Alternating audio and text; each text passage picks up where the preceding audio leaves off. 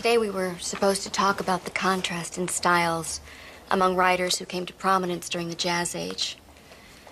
But at the moment, Hemingway and Fitzgerald seem pretty irrelevant to me. I'd like to share something with you I think is appropriate. Patsy, would you do the honors? Okay. The Buck in the Snow by Edna St. Vincent Millay. How strange a thing is death, bringing to his knees, bringing to his antlers the buck in the snow. How strange a thing. Could I see a moment, please? Go on. How strange a thing, a mile away by now. Right, Miss Gill. Mrs. Gill, yes. I'm Detective Morse, San Diego PD. I just need to talk to you a couple minutes. Well, that when you're through here, I'd like to see my office, please. Have a seat, please. Ma'am, I'm doing some follow-up on the death of Kip Bauschmoyer. I understand you were one of his teachers. Yes. As a matter of fact, I would have had him this period for junior English. You ever been to his house? The night he died? What about before that? You ever visit Kip at home prior to his death? Yes, I have. Was your husband aware of this? Look, maybe you better tell me what this is about. Well, ma'am, there have been allegations made by several of Kip's classmates that you and Kip Bauschmoyer were lovers. A high school is a rumor mill, Detective. That was one of many stories making the rounds. But I can assure you that's all it is, a rumor. Mrs. Gill, the people who are making these allegations are not saying they heard you were having sex with the boy. They're saying they went over to his house a couple of weekends in a row and watched you have sex with him. Look, I've been in trouble before, Mr. Turner. Got a few priors, but this time I swear they got the wrong guy. I get the picture. Can you tell me how the window of Dr. Frank's Mercedes came to be broken? I have no idea. I think I was just the first guy the cops saw when they got to the scene. Story of my life. Wrong place, the wrong time.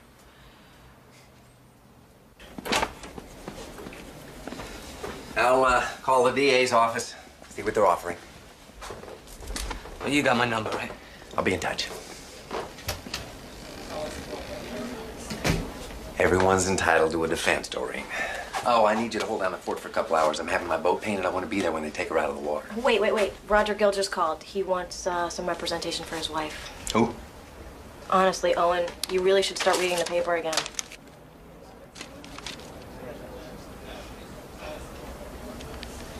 Get my ex-wife on the phone. Paulette and Kip had been lovers for some time, or so the story goes. Rumors started circulating, and eventually the boys, Garrett Evans, Paul Preston, and Stuart Cardale, confronted Kip about it. Kip told them the rumors were true, and when they didn't believe him, they decided to prove it to them by arranging for them to come over and watch him having sex with her. This kid sounds like some victim. Why'd he kill himself? Nobody seems to know. But the night of the funeral, the boys told their parents what they'd seen. The parents called the police. The school fired Mrs. Gill a month later. Our paper broke the story. You say that with some pride, Roberta. Well, it's a big story, Owen. I mean, you know. Attractive young teacher, secret trysts witnessed by the sons of prominent citizens, suicide.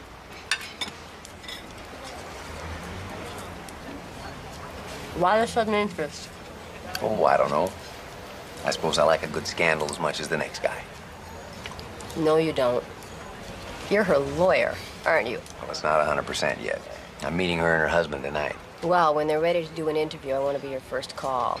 I'm not your ex-wife for nothing. Well, I hate to burst your bubble, but I have a feeling this one's gonna get settled quick. Are you sure about that? We hear some pretty important people have an interest in seeing this go all the way. Like who? You know, Kip is from Briarcliff. The people out there have a lot of political pull.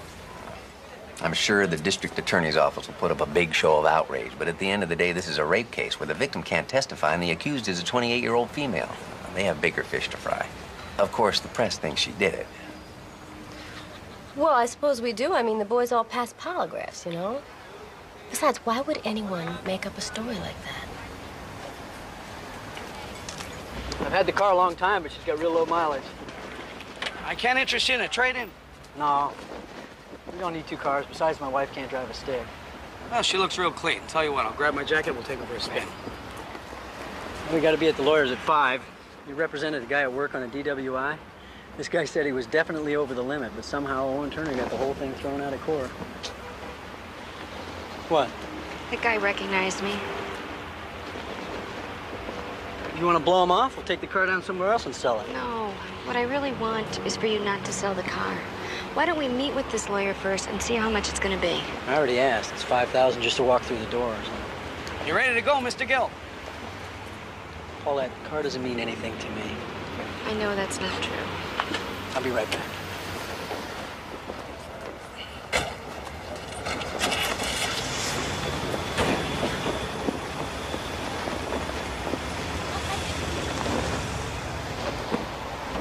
For those of you who have never had class with me before, let me tell you what you can expect.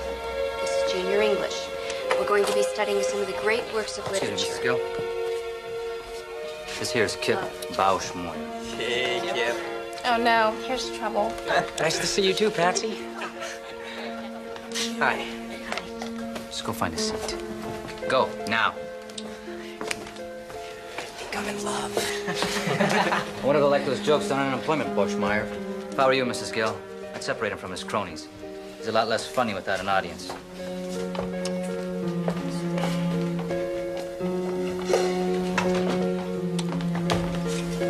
Where are you going? You want me to move, right? I was just explaining my philosophy of teaching, Kip, and part of it is that every kid that walks through that door starts off with an A. That means that at this moment, you're one of my best students.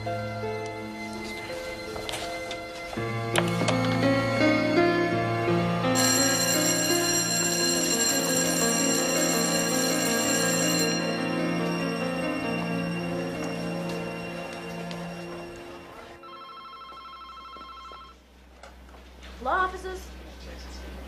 I'm sorry, Mr. Turner's with a client at the moment. Mrs. Gill, on Friday you will be charged with 2 counts of sexual assault. Am I gonna have to spend time in jail? You will be out in an hour tops. Now, the good news is their case sounds very weak. I gather they don't have a shred of physical evidence, and obviously the victim can't testify, so. That's just what the other lawyer said going into the school board hearing. Mr. Gill, I understand you were out of town on the nights in question. Is that right? That's right. I have National Guard duty 2 weekends a month. I do have an alibi for one of those nights. I was out to dinner with Patsy Newbeck. Well, who's that, a girlfriend? Another one of my students. I understand you also spent some time with Kip outside of the schoolroom. Would you describe him as promiscuous? What the hell kind of question is that? An important one. Promiscuity can be a defense on sexual assault. That's going to be your defense? She did it, but it's okay because he wasn't a virgin? Mr. Gill, look. No, you look. I thought I explained this over the phone. My wife didn't do this. These people are on a witch hunt. And we need a lawyer who's willing to take them on. Mr. Gill, I understand that you have both been through hell. Now, if you want something for your pain and suffering, I suggest you contact a civil attorney. I'm a criminal defense lawyer. My job is to see your wife acquitted by whatever means the law allows. It's been really tough on Roger. After I was fired, he had to drop out of school and get a job. And the publicity has... It's been really hard to take. Well, I can tell you it's only going to get worse. That's why I'd like to explore the possibility of a plea bargain. But I'm innocent. You didn't ask me that, but I am. Sometimes I think those of us in law enforcement can lose track of what's really important. Like being able to send your kids off to school without worrying about them being molested. So am I concerned that the prosecution of Paulette Gill is a waste of time and money? No. In fact, I would say the message I'm getting is quite the opposite. Pam, if you have any follow-up questions, give me an answer. Thank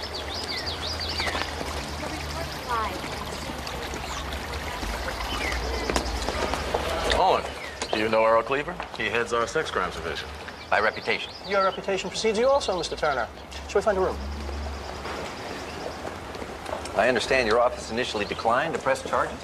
Only because of the difficulties associated with prosecuting without Kip's testimony. Since then, new evidence has surfaced that convinced us that this prosecution was warranted. I was just telling Earl what a zoo it was this morning.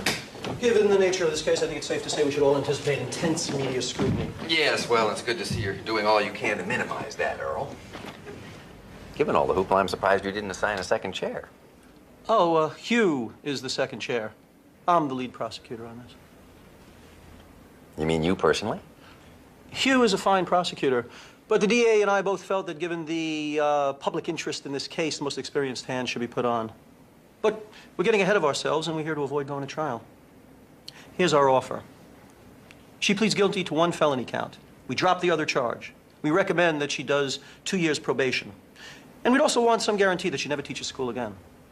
Are you serious? Oh, it's a fair offer. If this goes to trial, we'll be asking for the maximum on both counts. She could do 4 years. Oh, come on. There's no evidence that this relationship, if it even existed, was anything but consensual. That's not informed consent, is it? We like our case, Mr. Turner. We have 3 eyewitnesses. These boys are nice kids. Good, solid families, and nothing to gain by lying. Sure impressed the hell out of the grand jury. There's also the statement she gave the police on her. She acknowledges she was in the house twice in November to help him with some personal problems. She did it. We know she did it, and it's going to be easy to prove. Well, I still can't take her an offer like that. She claims she's innocent. I guess we'll see in court.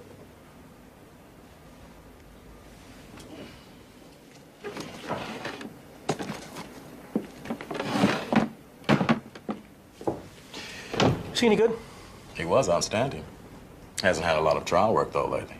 Burnt out?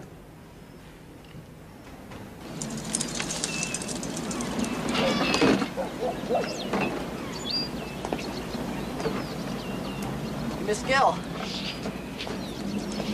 I saw you on TV again. Yeah, I'm getting to be a real celebrity, Danny. I'll tell you, it's not much fun. Well, at least you look good. I mean, that's something, right?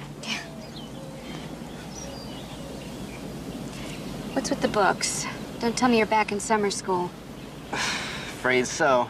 You don't know what happens. The weather turns nice, suddenly my grades go south. You know, I was gonna ask you, you think you could help me with my homework again this summer? Oh, gee, Danny, I don't think that's such a hot idea. Danny! Oh, hell. Get in the house. All I was doing was now. talking to Get in the her. house. Don't talk back to me. I will deal with you later. I told you to leave him alone. He talked to me first. I don't care if he did talk to you. Nothing said you got to answer. This is my What the hell's child. going on? It's okay, Roger. Your wife was talking to my boy. I told her last time I would call the police, and I will. Well, maybe what your boy needs is a Roger, leash. that's not necessary. Look, you're on my property, lady. Now get the hell off before I call the cops. You know something? I cannot wait until they lock you up. People like you do not belong in decent company. Roger. You, get in the house. I wish you wouldn't get into it with her, Roger. You know what she's like. Anyway, I'm glad you're home. I'm dying to call Owen.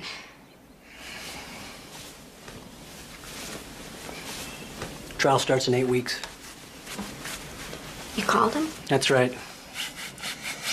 I knew he wasn't gonna be able to make any deals. I figured I'd spare you the grief.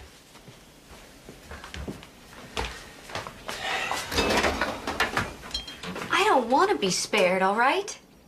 Roger, I'm the one who's going on trial. You sure seem relaxed about it. What is that supposed to mean? Well, you're talking to Danny again. Despite what his mother told you, despite what I told you, you're talking to him again. Well, he initiated it. The law says he can't initiate anything, Paulette. The law says that you're the adult. Whatever happens is your fault. I'm not going to stop being a human being because of what somebody might think. All right, have it your way, Paulette. Just remember those people whose opinions you're so blithely dismissing? That's who's going to be sitting in that jury box.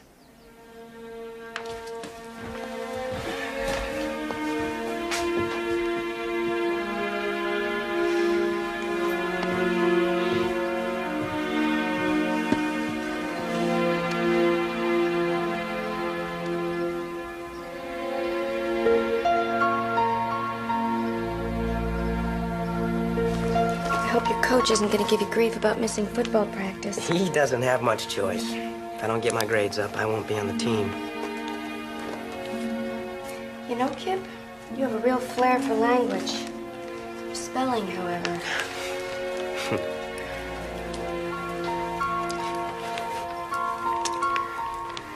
I usually getting off of practice about this time.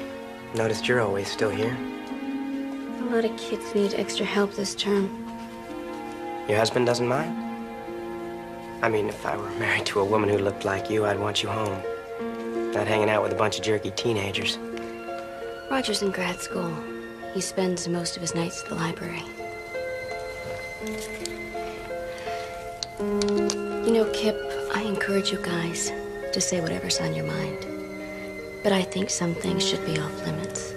I'm sorry, Mrs. Gill. I meant it as a compliment, really. I'm still your teacher, and I'm a married woman. Don't compliment me too much.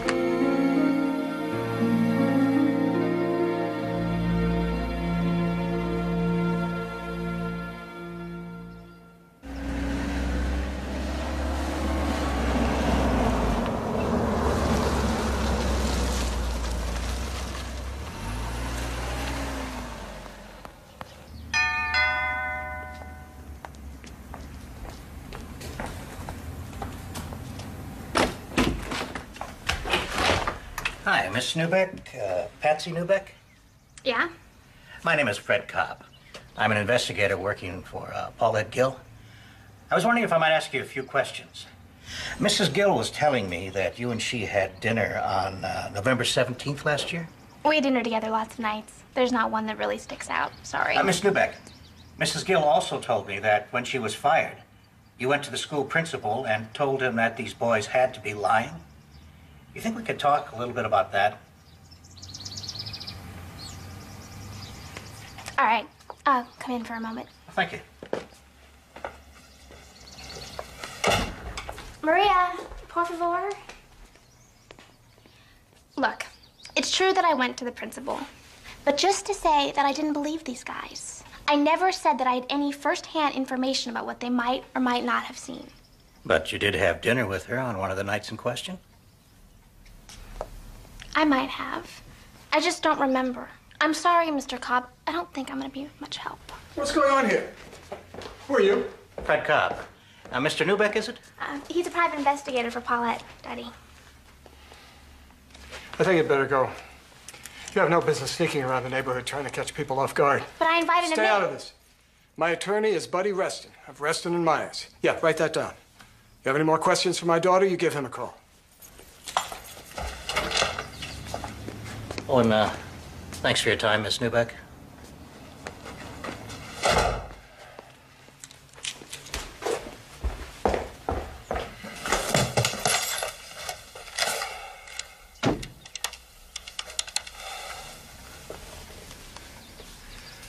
Let me have Evie Bashmore, please.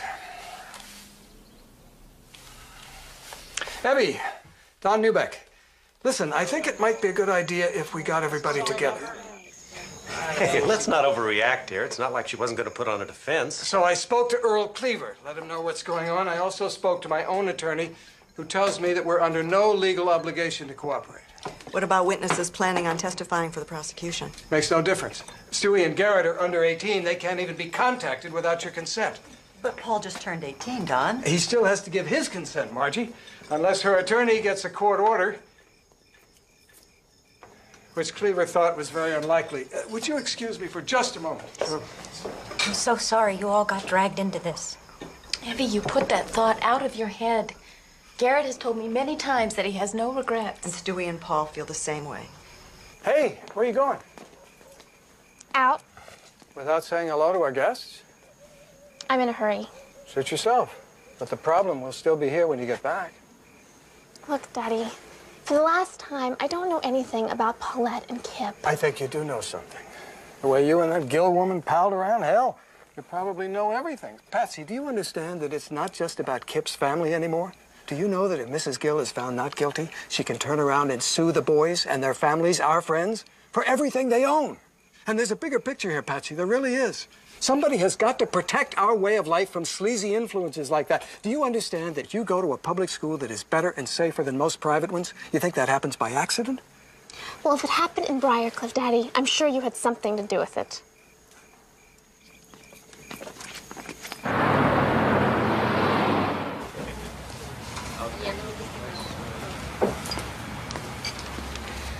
Owen? Hey, Fredo. How'd it go this week? Same as last. Must have talked to about 24 kids, some of the teachers, too. Nobody knows anything. Did you get through the DA's file yet? Almost. And I'll tell you, they're not having the same trouble we are.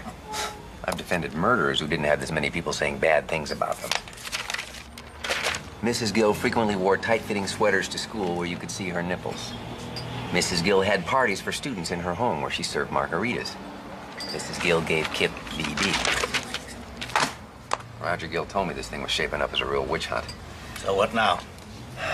Once you get past all the hearsay and innuendo, Cleaver's whole case really comes down to the testimony of these boys. I think our defense has to be that they are just flat out lying. Well, what's their motive? Well, their friend had just killed himself. Somebody had to take the heat, right? Yeah, these boys are real Eagle Scouts, Owen. Even if they were looking for a scapegoat, it's hard to believe they'd commit perjury to do it. Kip died on Thursday. His funeral was on Monday. That gave him 3 days to cook this thing up.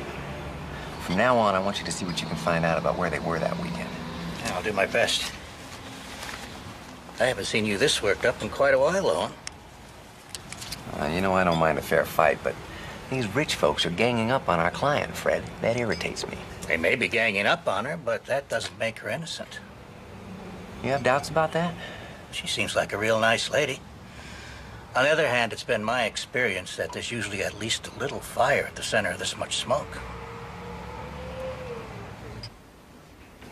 I don't want you to be concerned about this lack of cooperation. It's not unusual. And Cobb will keep talking to kids right through the trial. Well, what about Patsy? She wasn't too helpful. But calling her presented certain problems anyway. Like what? She's not a perfect alibi. You could have had dinner with Patsy and then gone over to Kip's. And I think we want to soft pedal your extracurricular relationship with these kids as much as possible.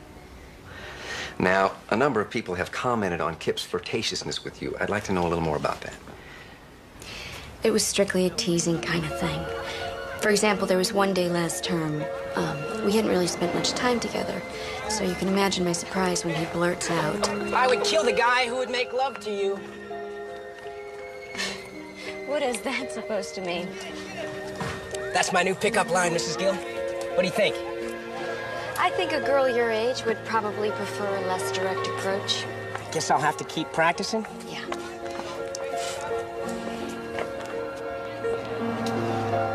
You never reported this behavior to anyone? If I reported every boy for every comment he'd made, I would have spent half my time in the detention office. I understand. But subsequently, you went to his home alone in the evening. Now, the prosecution can argue that you were responding to a sexual invitation from him. What nobody has mentioned yet is that there was another side to Kip. When he was alone with me, he was completely different. Serious, sensitive. That was the side I was interested in. I don't think he believed me. It's not his job to believe you. That pickup line business, you never told me about that either. You never told me he said anything that overt. Didn't I? No? I guess I was just embarrassed. I'm sorry. Listen, it's still light. You want to stop and get some coffee or ice cream or something? No, Paulette. I just want to get home.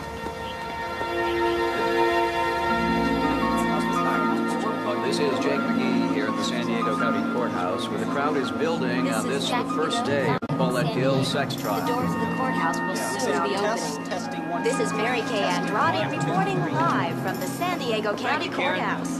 This is Joe Friedman. Okay, here's a sound check. On this, the first day of the sensational Paulette Gill sexual assault trial.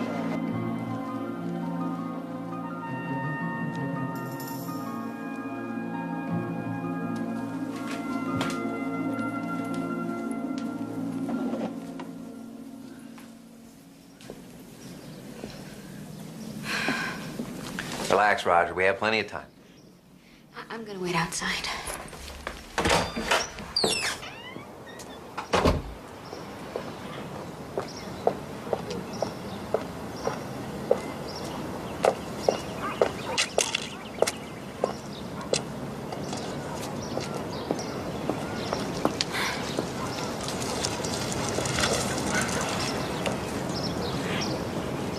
So today's big day, huh? Yeah, we'll be leaving for court soon. Good luck. Thank you.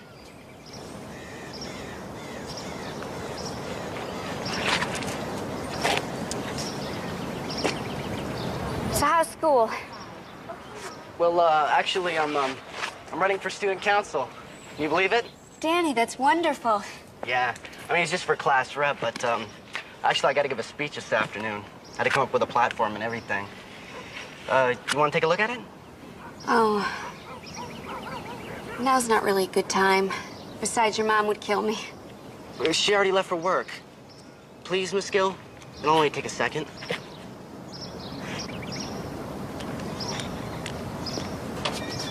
great. That may be too long, though. Oh, I like this. And then if I could do a full thing. Paulette, for crying out loud! It's all right, Rogers. Mom's at work. I'll just be 1 minute. But you know what's great is that you're in with Joe right here. So it lightens everything up and then we can speak. And I'm going to end it here with one also. That's really good. Kids really respond to her, huh? Oh, yeah. My wife loves teaching Owen. She's got a real gift for it.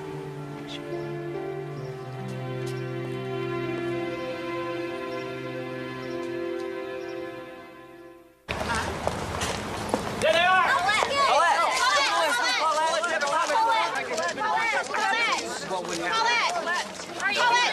Raise your right hand. You swear the testimony you're about to give is the truth, the whole truth, and nothing but the truth, so help you God? I do. Would you state your name for the record? My name is Evie Bauschmoyer. I live on Bridle Ridge Road with my husband Wayne and my daughter Tracy. My son Kip also lived there with us.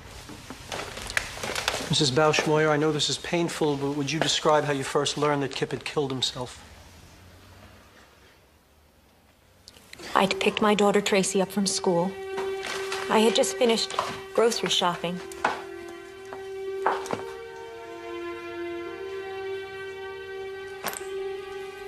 Tracy? Is your brother in his room? That boy skipped school again. I don't know what I'm gonna do.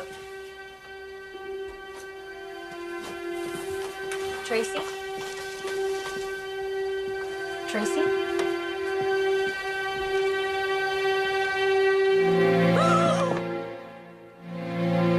Mommy, what's happened to Kip? He's sick, honey. Come with me. Tracy, now! Call a doctor. I called my office. I asked them to notify the authorities. I needed to deal with my daughter right then. And then I phoned my husband. Shortly after this, people began to arrive? Yes. By then, it had been on the news.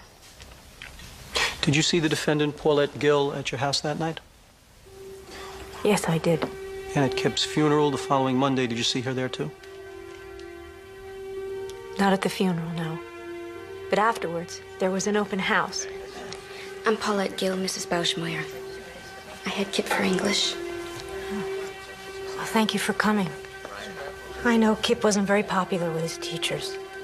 Well, maybe that's because they didn't really know him. I can tell you he was very special to me. She told you he was very special to her? That's what she said. No further questions.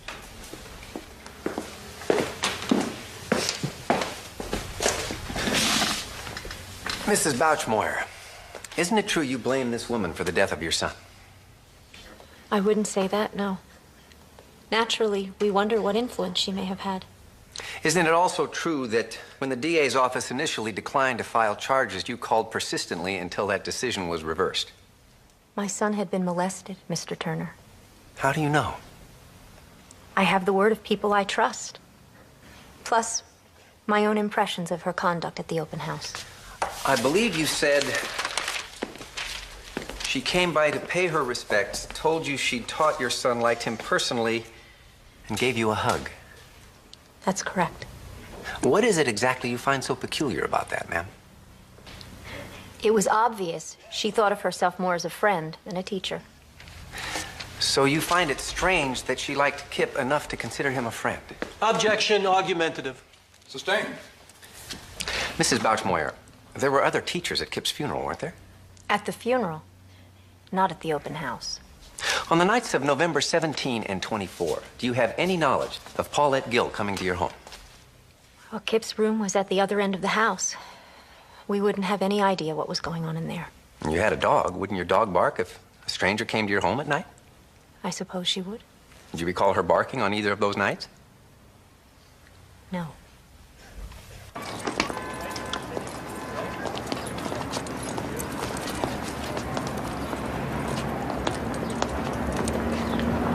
You think they'd at least send someone out to let us know what's going on, you know? I don't know how you guys can all be so casual about this. Paul, come on, all right? We're all in the same boat. Yeah. You know, it's starting to sound like you're sorry you're even here. I'm not saying that. Just real stressed out by all this, you know? Okay. Look, let's just not forget why we're here, all right? Yeah, we're here for him, man. That's right. We're here for Kip.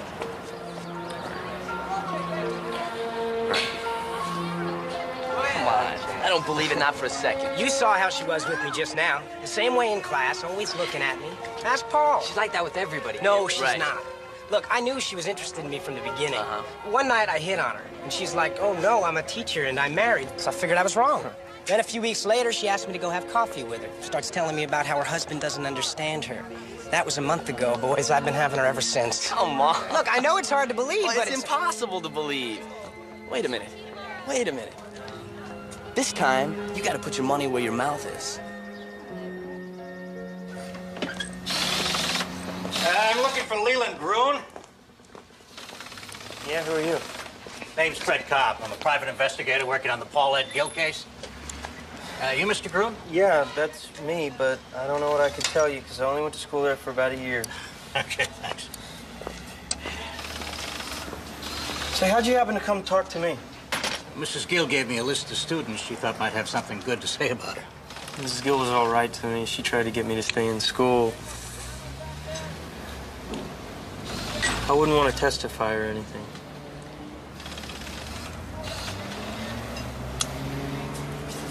Come on.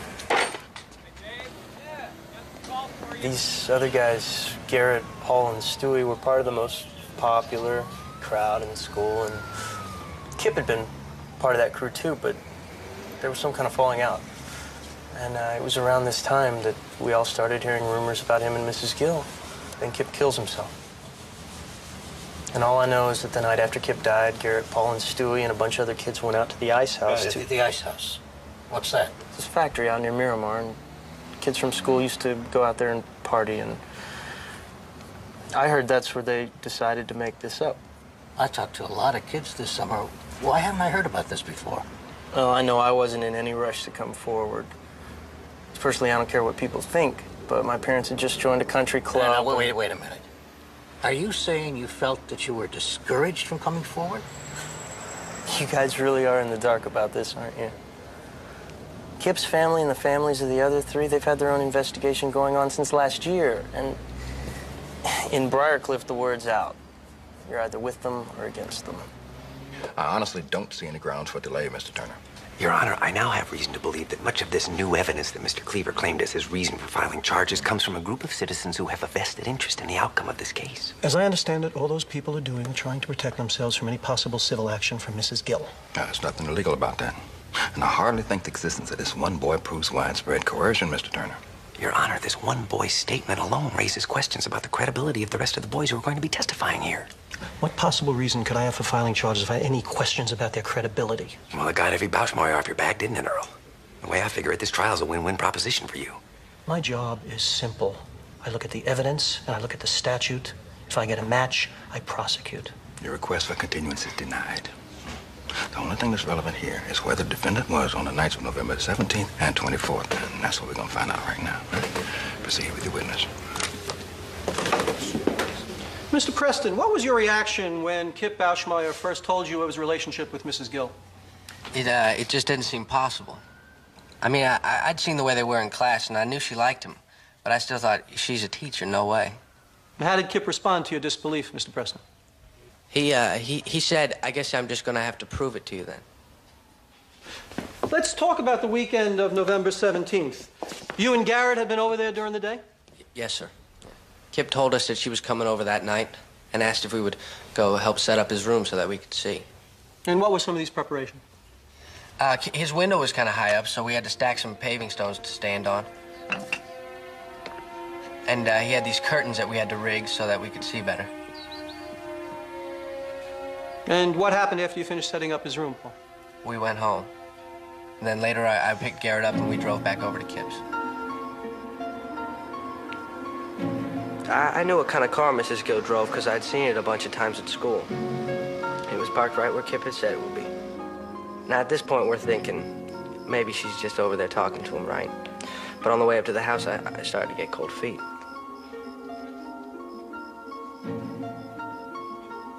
I said I didn't want to go, so Garrett went first.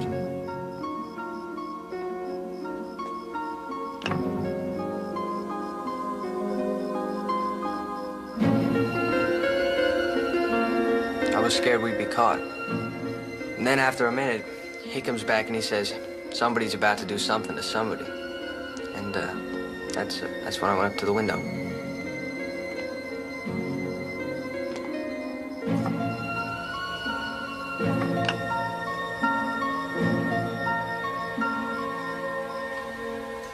When you first looked through the window, what did you observe, Paul? Exactly. I saw my best friend, Kip Bauschmoyer, and my teacher, Mrs. Gill, having sex. Order! Order!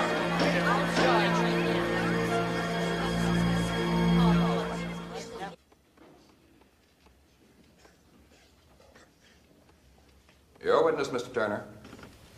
Mr. Preston, yesterday you described preparations you made in order to better see Kip and the defendant having sex. For example, you stacked up some stepping stones. Do you recall why you did that? It made it easier to see. Your Honor, may I? Would you step over here, please?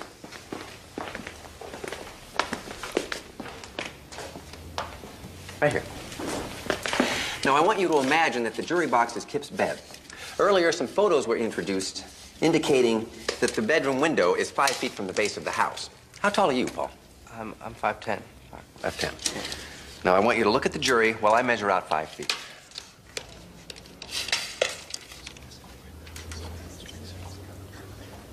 Yeah, Garrett's shorter, I think.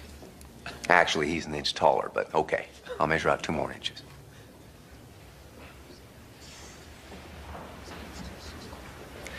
I'd like the record to reflect that I measured out 5 feet 2 inches, and yet Mr. Preston can still see the jury easily over the top. Can't you? Yes, sir. Thank you. You can sit back down.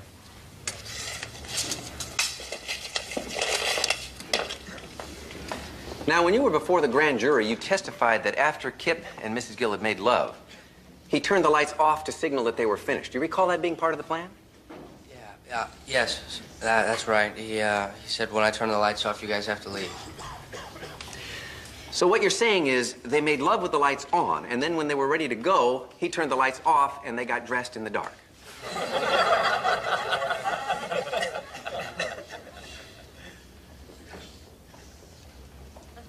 Yeah, well, maybe a lot of the stuff we did wasn't necessary, but it's not like any of us had any experience with this kind of thing. That'd be one explanation. Another might be that you guys made up the story and then never got around to going over to Kip's house to see if it checked out. That's not true. And we never discussed this among ourselves until after we gave our statements to the school. Have you ever heard of a place called the Ice House, Mr. Preston? Yeah, I've heard of it. It's a place kids from school used to hang out sometimes. And weren't you hanging out there the weekend after Kip died, along with Garrett Evans, Stuart Cardell, and several others? Yeah. Yes, sir. I suppose we were. Yeah. And Kip had just committed suicide, and yet the subject of what you had all witnessed between Kip and Paulette Gill never came up. Is that your testimony, Mr. Preston? Mr. Cardell, could you please tell us what happened on the weekend of November 24th? The weekend of November 24th, Paul and I were staying over at Kip's house. His parents had already gone to bed. We were just getting ready to watch video when the phone rings. And what time was this? About 11:30. So Kip's on the phone for a couple minutes. When he gets off, he's got this great big grin on his face. And he says to Paul, "It's on again for tonight." At that point, they told me that Mrs. Gill and Kip had sex the weekend before. And what did you think of all this, Mr. Cardell? I believed it. I had her as a teacher. You could say I'd seen her in action. Order. Let's leave the humor to the lawyers, Mr. Cardell. Please proceed. So anyway, Paul and I go outside to wait. About 10 minutes later, she shows up. I watch for 45 minutes, maybe.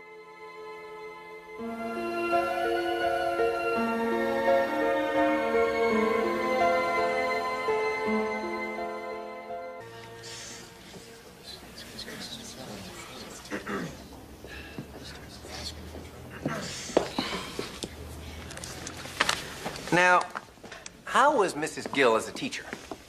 She was okay. She actually went out of her way to give you a lot of extra help, didn't she? Yeah. Did she ever make any sexual overtures to you? No. So when you say that her actions contributed to your conclusion that Kip and Paul were telling the truth, what are you talking about? It was just a feeling I got. After Mrs. Gill left, did you guys talk about what had just happened? You know, I don't think we ever really talked about it until after we gave our statements to the school. You mean even at Kip's funeral? And when you were all together the night he died, you didn't talk about it? I don't believe so. What about when you were all out at the ice house, Mr. Cardell? No. But you were out at the ice house together, weren't you? He's killing us with this ice house business. Yeah, we were there. No further questions. Let's hold Garrett back for now. I want to interview him again. I want you to call Don Newbeck, tell him it's time to fish or cut bait. Got it. Any redirect, Mr. Cleaver? Sorry, Your Honor. In view of the hour, Your Honor, the state requests a recess until tomorrow.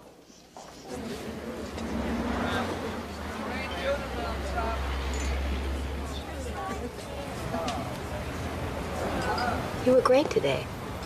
Now, that's not just my opinion. The whole press corps is talking about how you're kicking their butts. Well, it's early yet, but thanks, Bobby. So why the long face? I guess I'm still bugged by the way Cleaver stood by while the town held its inquisition. Oh, don't be such a Boy Scout.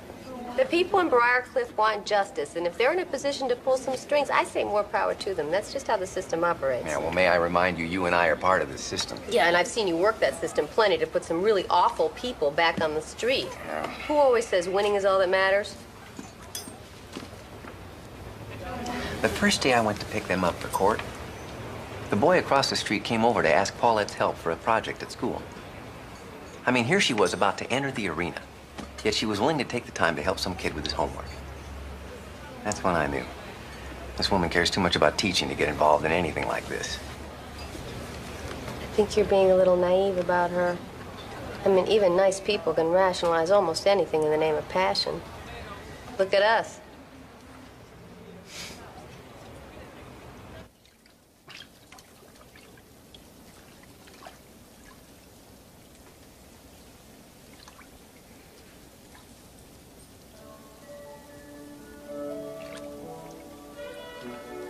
Roger?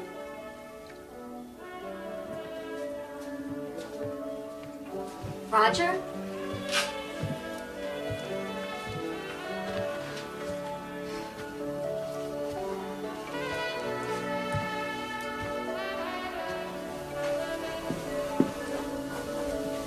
You know, it occurred to me I haven't cooked for you in ages, so I decided to whip up a special batch of my stir fry. Come here. This is really sweet of you. You like it? Sit. Thank you. Let's go in. Would you like some champagne, my dear, huh? Champagne, too? It's either that or Diet cranberry juice. Decided to live dangerously.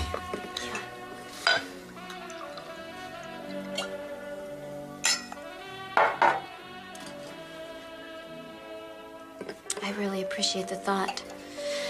But I don't think I could get down a bite of food. Well, maybe what you need is to work up a little appetite. Huh? Come here. You look beautiful. Oh, stepping on your feet, am I?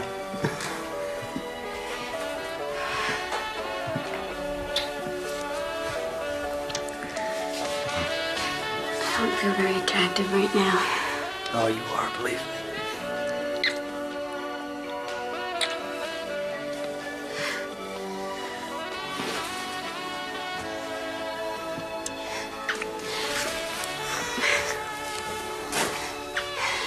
It's okay.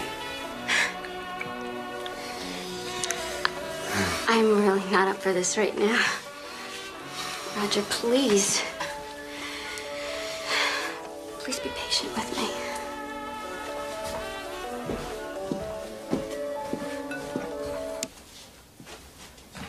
As the boys' vice principal, it was my decision to transfer Kip Boschmeyer into her class. Miss Gill ran a somewhat informal classroom, but I thought the boy might do better in that environment. Did he? At first he did. But then I kept hearing that she was keeping him after class a couple times every week. Objection. Your Honor, this is blatantly misleading. There is no offer of proof that anything but studying went on at these after-school sessions. Let me see you two lawyers up here right now.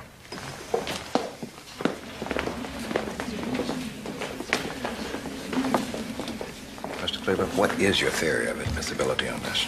Given her informal manner and her willingness to meet with him one-on-one, Kip no doubt saw these after-school sessions as an open invitation. To do what? Study? I'm going to sustain the objection. As long as we're here, Your Honor, it's my understanding that the testimony of the next three witnesses goes exclusively to the issue of whether or not Mrs. Gill's attire in school was too provocative. Again, Judge, it's our contention that her relationship with Kip was just part of a whole range of unacceptable conduct. Perhaps. But I'm not going to allow her to be convicted of sexual assault based on what she wore to work. Now, do you have any other questions for this witness? No. Step back.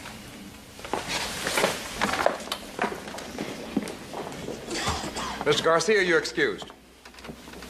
Thank you. You have any other witnesses you can call at this time? We do, Your Honor. She's not on our list, having only recently come forward, but she is in the building and ready to testify. Call your witness, Mr. Cleaver. The state calls Patricia Newbeck.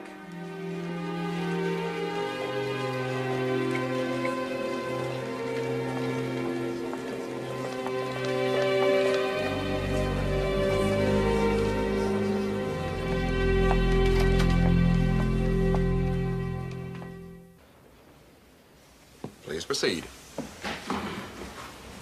Miss Newbeck, your relationship with the defendant was more than the usual teacher-student relationship, wasn't it? We were also close friends, yeah. How did your friendship come about? At first, it was based on my schoolwork. And then as we discovered we had mutual interests, we started hanging out together outside of school. You mean you would socialize in each other's homes, maybe go out to eat? Yes. I'd like to call your attention to the night of November 17th, 1992. Do you recall where you were between 9 and 11 that night? Paulette and I had dinner at Joy Garden. It's a Chinese restaurant near school. Do you recall the conversation? Yes, I do. You asked my opinion, Patsy, and I'm telling you, I don't think you should be giving Bobby that kind of commitment. We really love each other. Why is it so hard for everybody to understand? I understand. I was in college. I was dating Roger. I was in love. And now here it is a few years later. And people don't always evolve in the same direction. God, Paulette, you and Roger aren't having problems, are you? I love Roger, but I don't think either of us really... She went on to say that since Roger had started grad school, he had gotten totally caught up in his work. She said he was distracted and losing interest in her. And had another complication in the Gill marriage developed at this time? Yes. Paulette told me she might be falling in love with Kip Bauschmeyer. Did she say what those feelings were based on? Kip was crazy about her. He was always interested in everything she had to say. Was it your impression that those feelings had been acted upon? That's how the subject came up. Paulette had a date with Kip that night, and she wanted me to cover for her. If my teacher looked like that, I probably would have killed myself, too. You know what she said when they caught her? No, what's that? She's cramming for an exam. What are you, crazy? Just two more questions. Would you say you were also close friends with Garrett Evans, Stuart Cardell, or Paul Preston? No, I'm not friends with their group at all. Have you ever been to the Ice House?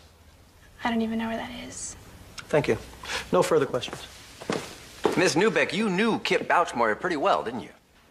Our families were close, yes. Initially, you were one of Mrs. Gill's strongest supporters. You told the school principal, your parents, anyone who would listen, that you thought Paulette Gill was not guilty of these charges. That's true. What prompted you to change your story?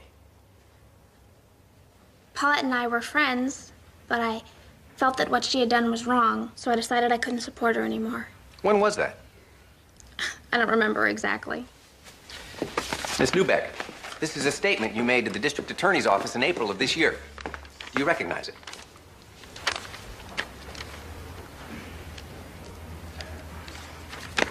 Yes. And you told the district attorney's office you had no relevant information, didn't you? Yes. And when my investigator, Mr. Cobb, spoke to you last July and asked you about having dinner with Mrs. Gill, what did you say? I told him I couldn't remember. Miss Newbeck, let me direct your attention again to your April statement. What did you tell the DA was your reason for accepting the interview? Shall I read it to you, Miss Newbeck? I said the only reason I was there was because my father had been bugging me. And the reason he was bugging you was that he didn't believe you when you told him that you thought Paulette Gill was innocent of these charges. And as it turned out, your father's instinct that you're a liar proved to be correct, didn't it? What's important is that I'm telling the truth now.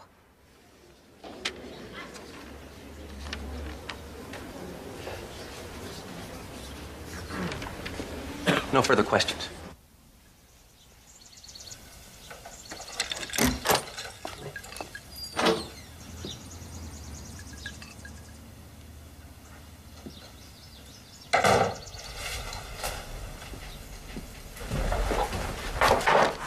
The guy you pushed was a lawyer. Owen got him to not press charges. Oh, that's a load off my mind.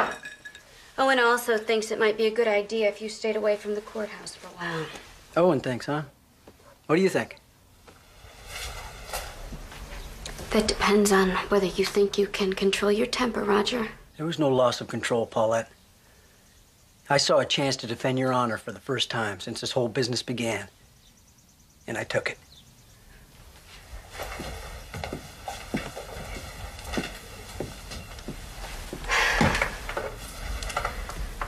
If you'd like to listen, I'd like to try to explain about Patsy. Did you discuss our problems with her or not? She took things I said at different times out of context. What context could there possibly be for talking to this girl about our marriage? You know, I never liked the way you were with those kids. How accessible you made yourself. But I didn't say anything because I figured that was your call. And because I never dreamed that what you were sharing were intimate details of our family life, Paulette. When kids come to you, asking advice and sharing their secrets, you find yourself responding in kind. Is that such a crime? It depends on how far it went, I guess, huh? Are you asking if it's all true? No, but when they say you didn't keep your distance, they're not wrong, are they? You did cross over the line, and you brought this down on us as surely as if you had slept with him. Maybe it's not such a bad idea if you did stay away from court. Well, I wish I didn't have to go to court, believe me. Our friends in the press, they'd have a field day. I don't care much about appearances right now. Well, I do. I'm not going to give those bastards any satisfaction. Let me spell it out for you. I don't want you there anymore. If that's the only reason you have for coming.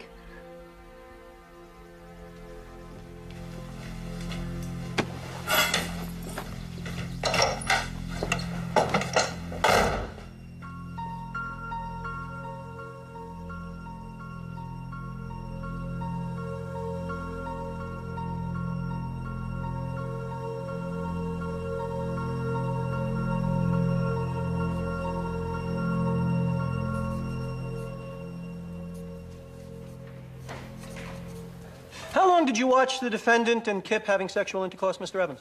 About a half hour, of which I was at the window maybe 10 minutes altogether.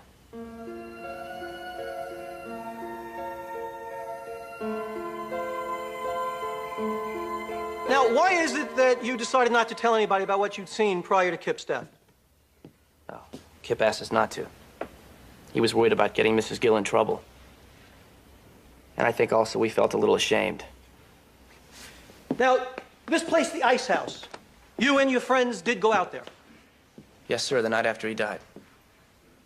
Did you and Stuart Cardell and Paul Preston conspire to make up this story at the Ice House, Mr. Evans?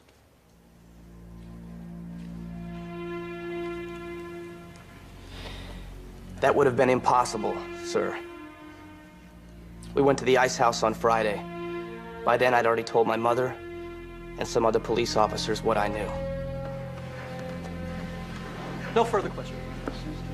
All Garrett's testimony really proves is that he was the first one to tell the story.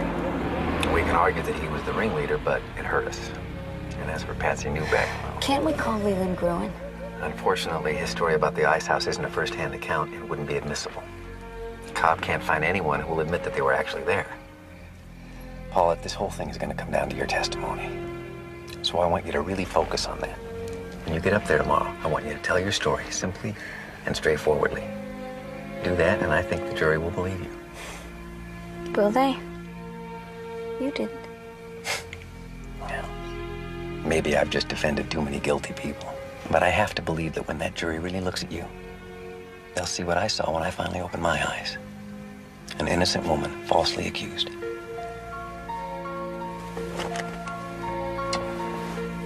Good night, Owen. Okay, 1:15. Here's the 5-day forecast for Southern California. Mostly clear through this period, except for areas of night influence of clouds and fog near the coast. That's what we need again. Lows overnight of 52, highs expected in the daytime of 72. A little bit warmer inland, of course. And looking ahead now for the next 5 days, we expect temperatures to remain in the mid-70s with some rain likely early next week. We'll be right back after this message.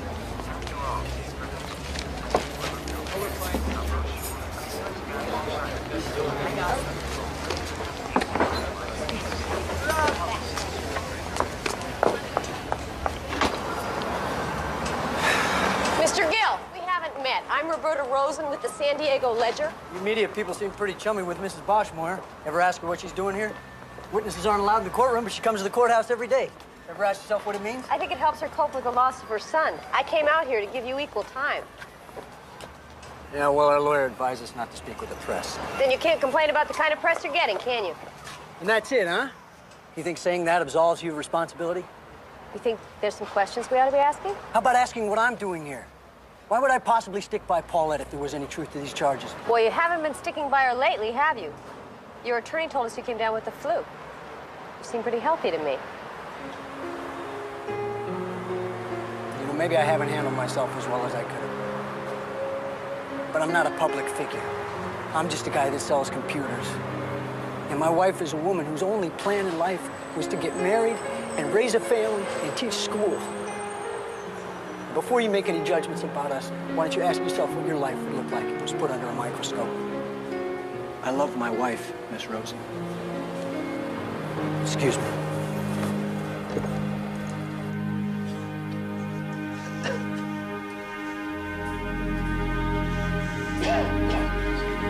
Mr. Turner, are you ready to proceed? The defense calls Paulette Gill.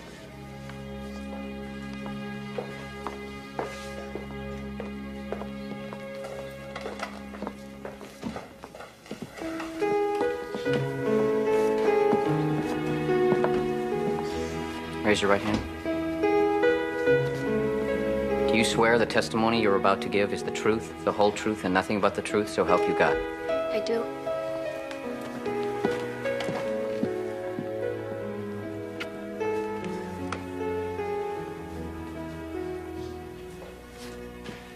Mrs. Gill, why did you decide to become a teacher? I'd always admired my own teachers, and I liked working with kids. And how long had you been at Briarcliff High School when you met Kip Bouchmoyer?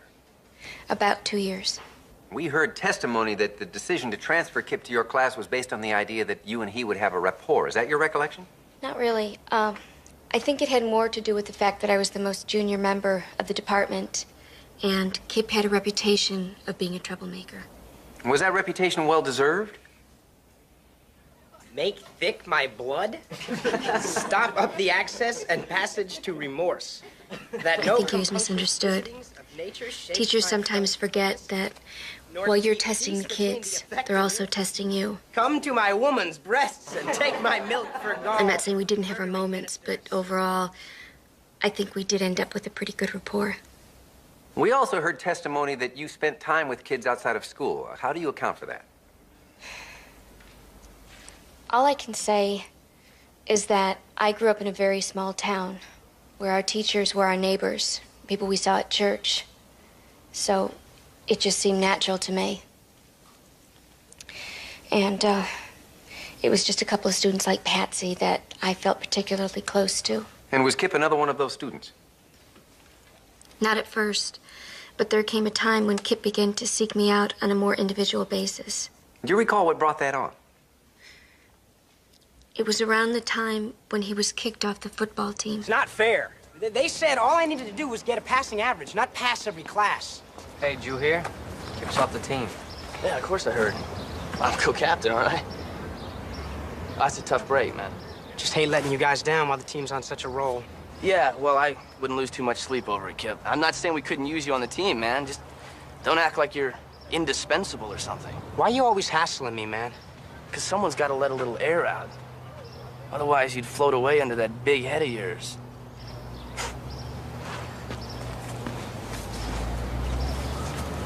Guys, let's go. Blim said he'd give us a ride.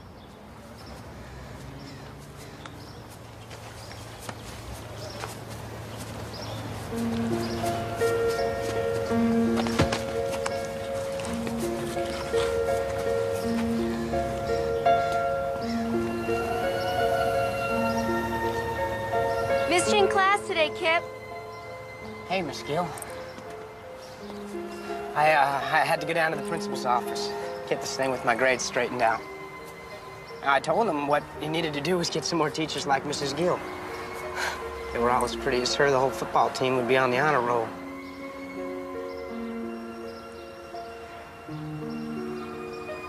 What are you doing right now? And when we were all little, I was the one who could run the fastest or climb the bigger tree.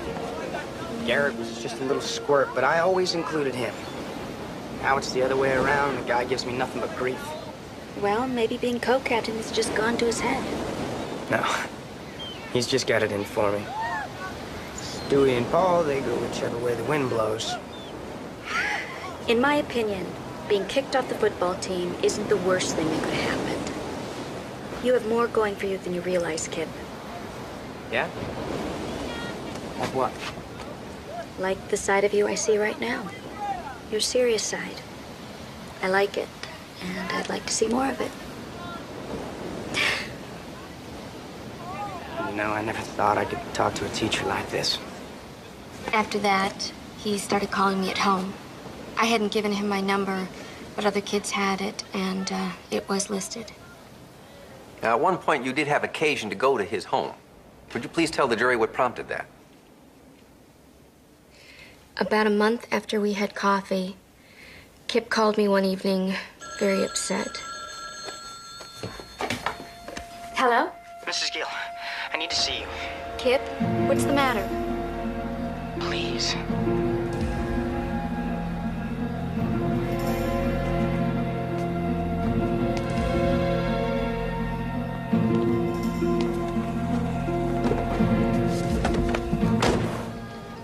So when they thought my grades were going up, they bought me a car, right?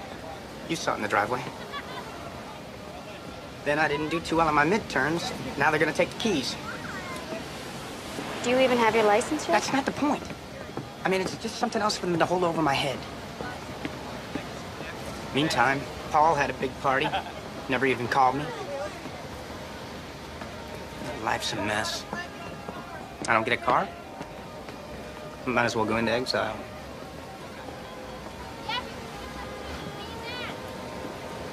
I'm adopted.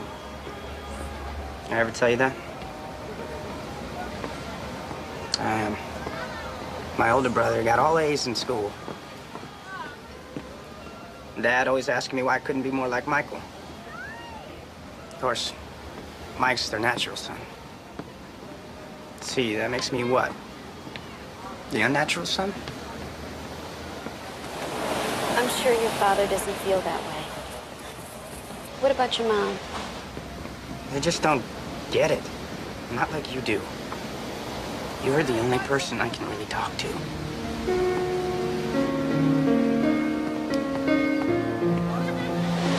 All I can tell you, Kip, is that it gets better. Eventually, you'll be out on your own, and the cars and your parents. what your friends think will seem pretty unimportant. Just don't know if I can wait till then. Let's talk about January. You began to hear rumors that you and Kip were lovers. What did you make of that? When you're around kids that age, you hear a lot of wild stories.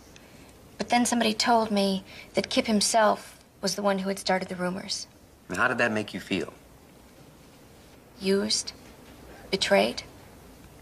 When I asked him about it, of course he denied it. And why didn't you report him to the principal, Mrs. Gill?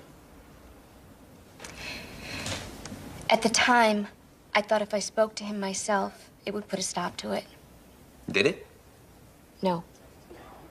I learned later that he continued to tell his friends that we were sleeping together. Paulette knows you're Until finally there was a confrontation. You say a word to What are you anybody. gonna do, Kip? Hit me? What are you gonna do, Kip? She just called you a liar. You're not gonna let her get away with that, are you? She can say whatever the hell she wants to say. It's true about me and Mrs. Gill. You guys all saw the proof. This is your proof? A pair of women's underwear you could have bought anywhere? Hey! Whoa! You just have that freshly bought look now, don't they? Give me those. Oh, hey! Give them to me. Give Give them to me. Give them. Teach his Give them to me. Oh, hey, I'm Garrett, open. give me those. Give them to me. Stewie, give me them. We always knew you were full of crap anyway.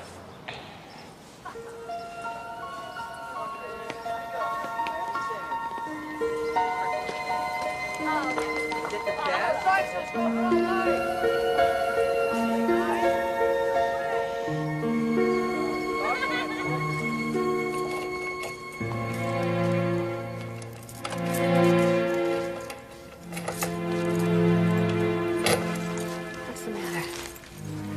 Think you know? Kip, I've had a long day. I don't have time to play guessing games. I'm talking about Patsy. She comes up to me today in front of everybody and accuses me of spreading rumors about us. I can't believe you put her up to that. I didn't put her up to it, Kip. You told me you didn't start the rumor. I accept that. Let's just leave it there. There was more to it, though. Guess you can't blame people for talking. But that's the way it always goes for me. As soon as I get close to a girl, she backs off. Kip, listen to me. There was never anything more between us than friendship. And there was never going to be.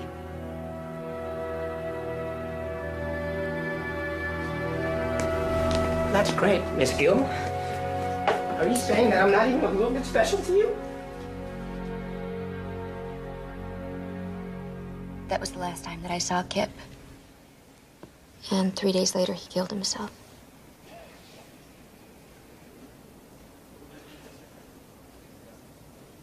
Thank you. No further questions, Your Honor.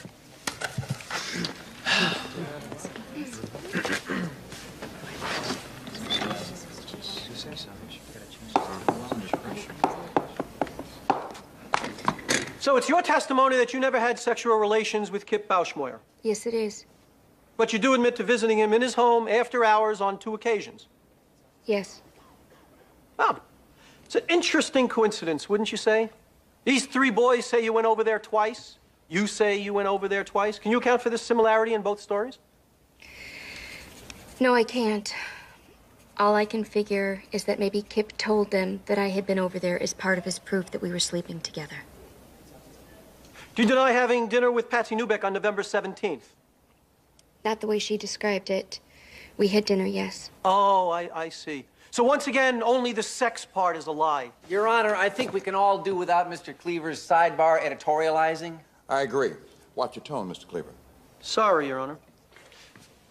Mrs. Gill, about these problems you say you were helping Kip with, you have some training that qualifies you to counsel troubled kids? No special training, no. The school has guidance counselors, don't they? Couldn't you have referred Kip to one of them? Or told his parents that he was having difficulty? Some of his problems had to do with his family, Mr. Cleaver. So no, I didn't think that was appropriate. And when you realized Kip was developing romantic feelings for you, you also declined to tell anyone in authority. Was that because you were afraid of being asked what you'd done to lead him on? Perhaps that was part of it. Because you had led him on? Because women get asked that question a lot. Mrs. Gill, let's talk about the second time you went to visit Kip at his home. I noticed you didn't have much to say about that on direct examination. There wasn't much to tell. It was pretty much the same as the first time. He called me. He sounded upset. I picked him up. We drove around. When he calmed down, I brought him home. Mrs. Gill, your own testimony proves this was a far different encounter. Because by then you knew that this young boy was interested in a lot more than hand-holding, didn't you? Yes, I knew he had a crush on me. And yet you went to see him anyway. You, a married woman, a teacher. This student calls you, and you rush right over there. You drop whatever you're doing. Now, would you do that if you didn't have some feeling for him? He sounded like he was in trouble, Mr. Cleaver. No, Mrs. Gill. I submit you went because you cared for him, too. All right, Mr. Cleaver, I admit it. I cared. It's hard not to care about a kid who wants to be liked so much. And yes, looking back, I think that maybe it wasn't the greatest idea to go over there. But at the time when he called me, begging me, please come, Mrs. Gill, you're the only person in the world I can talk to, I didn't stop to think, Your Honor. Gee, what's everyone gonna think? I just went. Your Honor. I cared. Gill. I thought good teachers were supposed to care. Gill, it's enough now.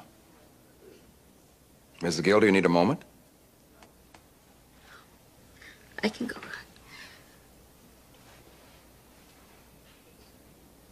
Mr. Cleaver.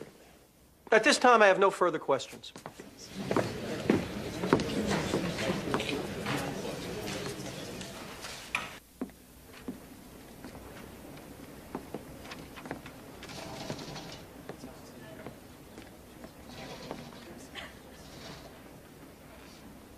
Ladies and gentlemen, during jury selection, I asked each of you what you thought we should expect of our teachers.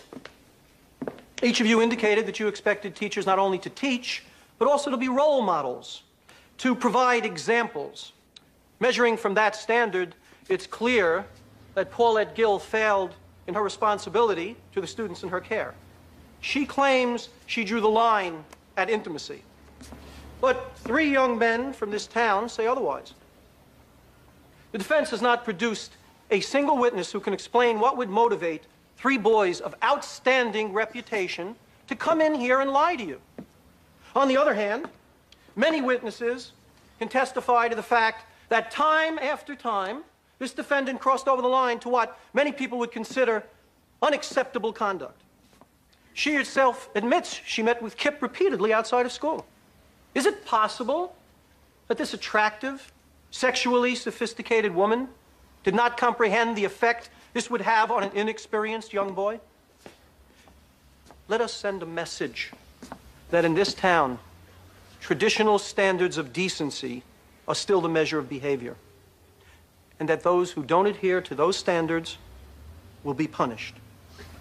If you apply common sense as well as the law, I am confident that you will conclude that Paulette Gill is guilty of sexual assault. Thank you.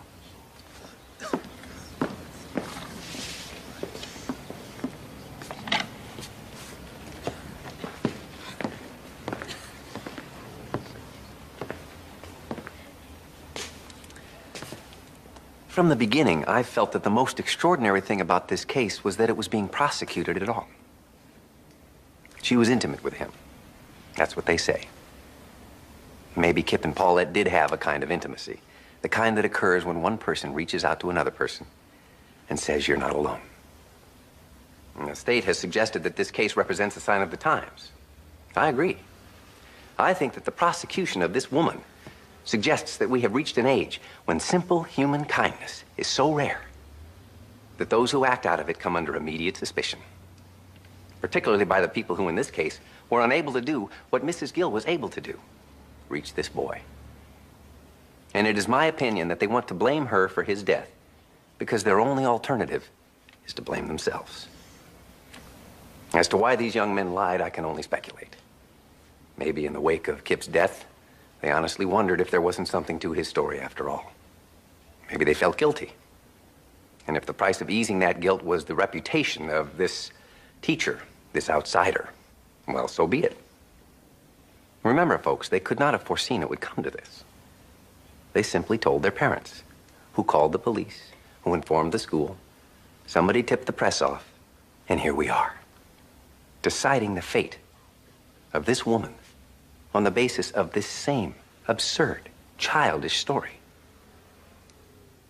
It has come to this because at every step of the way, people who should have known better stood by and did nothing. Well, I submit to you now, and it's high time somebody in this case stood up and did the right thing. And I'm sure that you will. Thank you.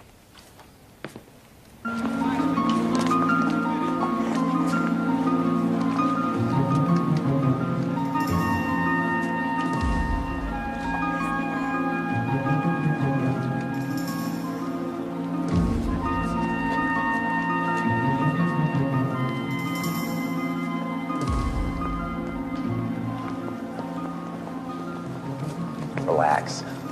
They have 2 weeks of testimony to go over. I'll be very surprised if we hear anything before tomorrow. Paulette, I've just been informed by the Bouchmoyers' attorney the Bouchmoyers are filing a civil action against me. On what grounds? I haven't had a chance to go through it. I'm sure they've cooked up some theory of how Paulette deprived them of their son. Paulette, now this is really a nonsense suit. It's gonna be okay. No, it's not. This thing is never gonna end. It's all right. No, it's not. I love you, Paulette. We'll get through this. I'd just like to say that money is not the issue here. My concern is that this woman not be allowed to teach anywhere else. My son Kip is gone. But what about the other kids that are still out there? What do they have to look up to? What are their teachers representing to them? Mrs. Bouchmoyer, isn't this lawsuit a little inconsistent with your testimony last week when you said that you did not blame Mrs. Gill for Kip's death? Well, since then, new information has come to light. Mrs. Gill's own testimony shows that such an influence existed. Ma'am, are you just looking for a scapegoat? That's not the kind of people we are. The jury's back. Let's go. Hurry up, go back. Hurry up, let's go. Let's get it go, guys. All rise.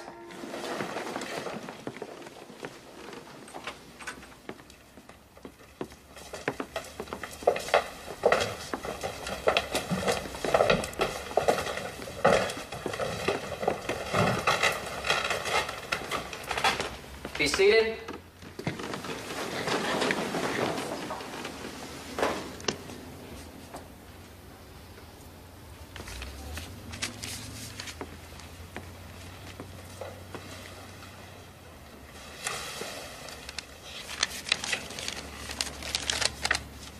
What do you suppose it means, jury only being gone an hour? It means they had their minds made up before they went out.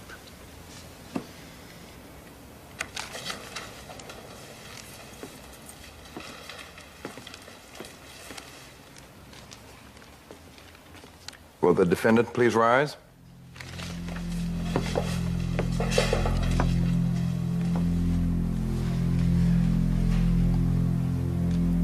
Madam Foreman, have you reached a verdict? We have, Your Honor.